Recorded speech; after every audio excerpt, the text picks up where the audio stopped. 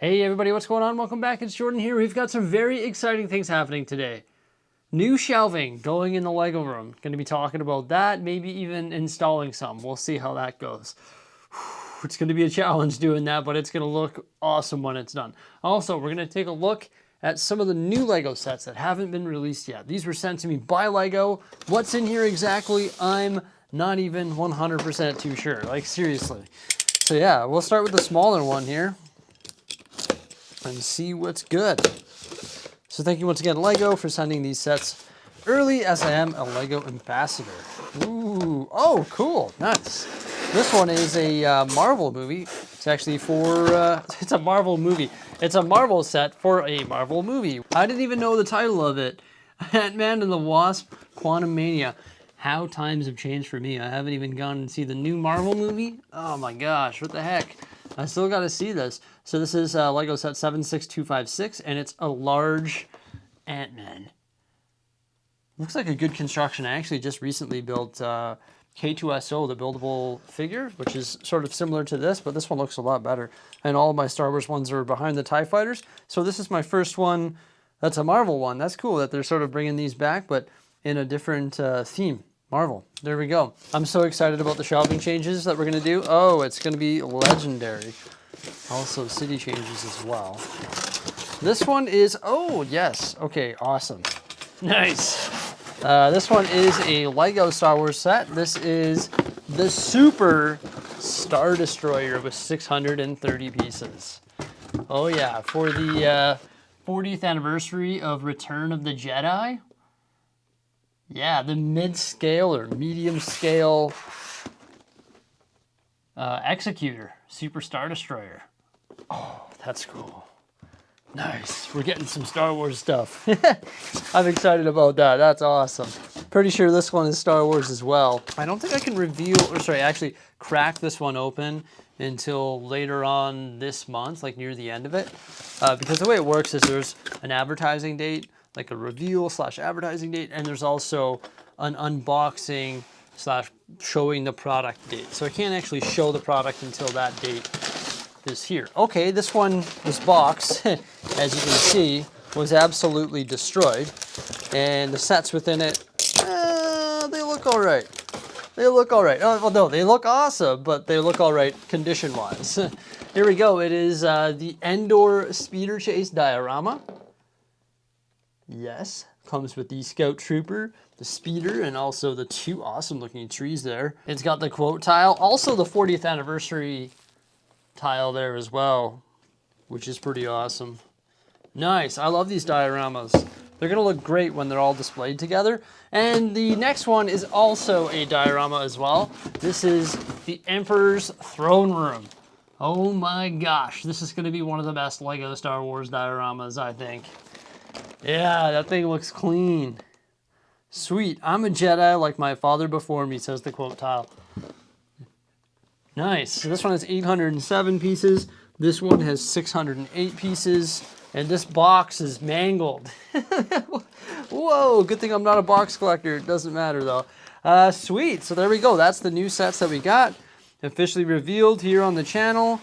And I can't wait to build them, display them, and we'll take a detailed look at them when the time comes as well. So make sure you stay tuned for that. Okay, so now that we got these new sets unboxed, why don't we talk about the changes that are going to be happening here in the Lego room. Okay, you know what? Before we talk about the changes, I've got to do something, and that's go to Home Depot. I just finished doing all the measuring and all the stud finding and important coffee drinking, right? So I came up with a pretty good plan using grid paper and got all my measurements and got all my numbers. And now I'm about to head over to Home Depot to pick up the supplies I need to make this change because I am 100% doing it. I've been thinking about it for a long time, and this is going to substantially improve the Lego room and Lego City, and it's going to make this space even more epic than it already is. So I'm going to head over to Home Depot, and then we'll talk about the changes. So I think I've got everything I need now. Got some brackets, 12 of them, 11 of the tracks that are going to be screwed to the wall. You know, it actually need 12, but Home Depot only had 11, so it is what it is. Also, most importantly, I got some painter's poly and some painter's tape. along with all of the tools and hardware required for the install. And I also expanded Bricksie's lumberyard out in the garage here by adding 5 more 6-foot shelves, which will all be going into the Lego room. I also picked up something else for the garage while I was at Home Depot. New light bulbs. They are so bright, they make my camera go fuzzy, but they're right here. They were 20 Canadian dollars each, and they give off so much light, and they're perfect for your garage or even your Lego room.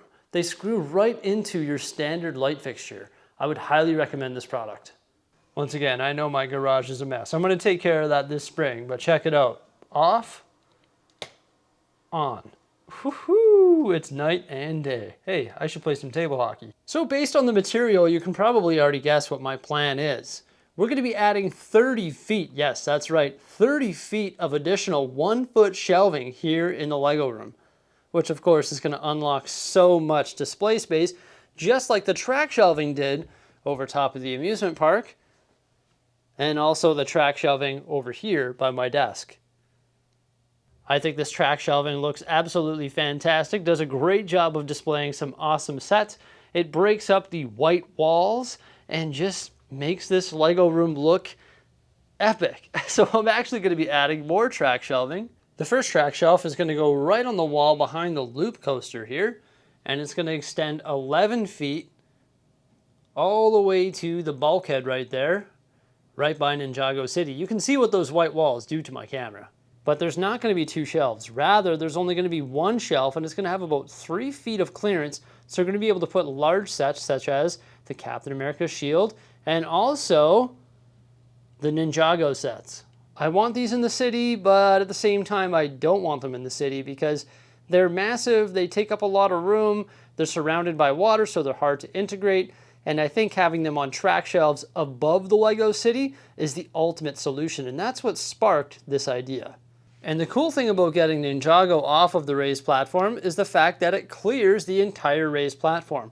My plan is to do landscaping like we see here with the mountain and also with the campground just around the corner on the entire raised platform. I'm hoping to create green rolling hills and some custom structures on this platform, which are going to add some depth to the Lego City and some height in the background. There's no question, the Ninjago sets do add height to the background of the city, but they're still going to do that because they're going to be on shelves above the city. Now, I don't know how I'm going to do it, but I sort of want them floating in clouds above the city. The shelving that we have is 12 inches. The Ninjago sets are only 10 inches, so I do have 2 inches of room, and I might be able to create some sort of custom Lego hanging off the shelves that makes it look like the Ninjago sets are sort of floating in clouds above the city. That's just an idea though. The next shelf is going to go right here on this back wall above the temple, spanning to this bulkhead right over here. And that is going to add 6 feet of shelving. Once again, there's only 1 shelf, so it's going to be about 3 feet to about there going across and ending there.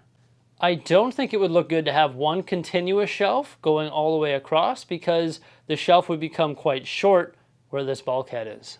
And the last shelf is going to go above the campground here, and that's going to add an additional 9 feet of shelving. It's going to span from right here, connecting with the other one, and going all the way to the end of the wall there, giving us a nice tall shelf on the top here, allowing us to display some massive sets.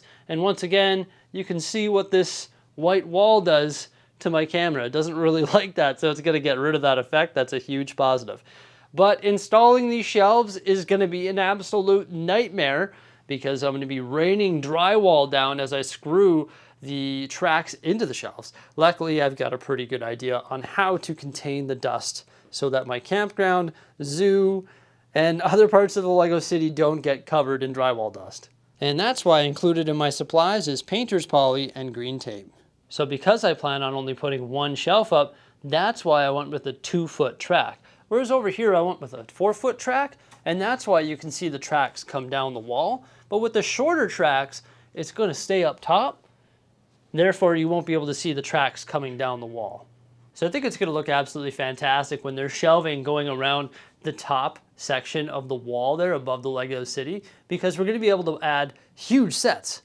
And that's why I need to do this, because I'm running out of space. I have no other option. Things like the Captain America shield will fit on a 3-foot shelf and look visually impressive when it's over the city. Same with these boats that have been stepped on and on the ground for way too long. And the reason they're on the ground is because I simply do not have space to display them on any of these shelves. And there's lots of other examples like that, and lots of other things that we'll be able to do with these shelves, such as Ninjago City. And if I really wanted to put something cool in the corner, I could even put a Death Star or something crazy like that. Pretty much any of these sets will fit on these new shelves because of the huge height clearance. So I'm really excited about this idea. I love the track shelves on the back wall there. And once we fill these walls around the city, it is going to be spectacular. And also, it opens up that raised platform, and I cannot wait to add rolling green hills with custom buildings, because I found a bunch of good pieces on the wall the other day, and I'm thinking it'd be really neat to put some sort of country landscape up there to match the theme of that mountain and the gravel road. So yeah, I think it's going to be just game-changing for the Lego room, and I'm really excited about it. You know, this has been part of my plan for quite some time. I've been mentioning wanting to put track shelving on the walls behind the Lego City for a long time. I was really satisfied with the track shelving over there, but today I decided I'm actually going to initiate the process. So in regards to the sets at the beginning of this video, looks like I can review those dioramas on Saturday the 8th. So literally tomorrow when you're watching this video, if you're watching it on day 1. And the Ant-Man one is on Tuesday the 18th. And then the Super Star Destroyer is on Wednesday the 26th. So I've got some time for that one there. So the thing is, though, it's like, what do I want to prioritize? Do I want to prioritize building and reviewing the dioramas and doing that? Or do I want to prioritize doing epic things in my Lego room? And that's what I'm learning about being offered more stuff from LAN. Yes, it's awesome. But it also takes up my daily, this sounds sort of bad saying that, but the reviews of those sets, or the Guardians of the Galaxy sets, or whatever it is, take up my daily upload and takes up my day for building and reviewing those sets, which is a cool thing because it's new Lego and it's fun to review.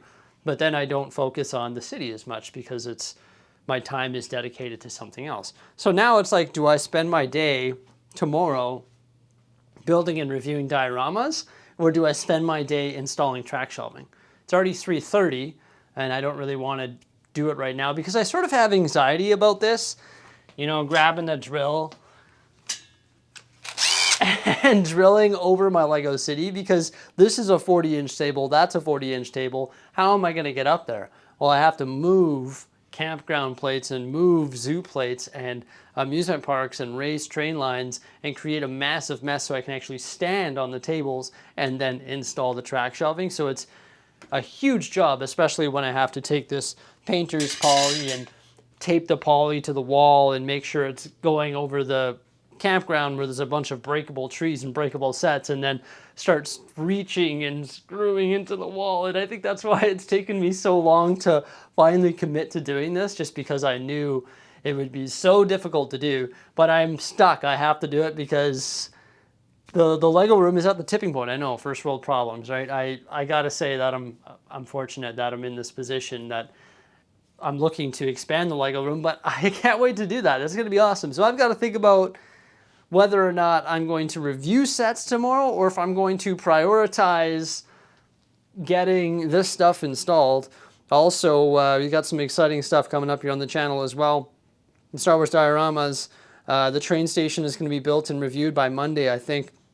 And also we've got a mansion update coming up, and then I'm going to be placing that train station and installing all of this track shelving. So I've got a super busy Easter weekend coming up here. I'm not taking days off. The stat holiday is my foot. We're going to get this stuff looking amazing, but I have like super high anxiety about hopping up on these Lego tables and creating drywall dust in this Lego room. It's going to be like, oof, it's going to be quite the task indeed. But I'm not willing to start it right now. I might start it tonight, but I'm not going to be able to finish it for this video. Yeah, it's going to be crazy though. I got to cut those shelves. It's going to be quite the task. And I think that's what I'm going to do rather than building Star Wars dioramas. So maybe I'll build those Star Wars dioramas live with you in the future. Hey, thank you so much for coming on by. I hope you enjoyed this upload. And make sure you stay tuned for some really exciting stuff happening here in the Lego room with huge Lego City changes happening on that raised platform and new shelves going around the walls. Epic. I'm so fired up. I'm not fired up about doing it, but I'm fired up about getting it done. I can barely speak. Wow. Yeah, farewell. Have a great day.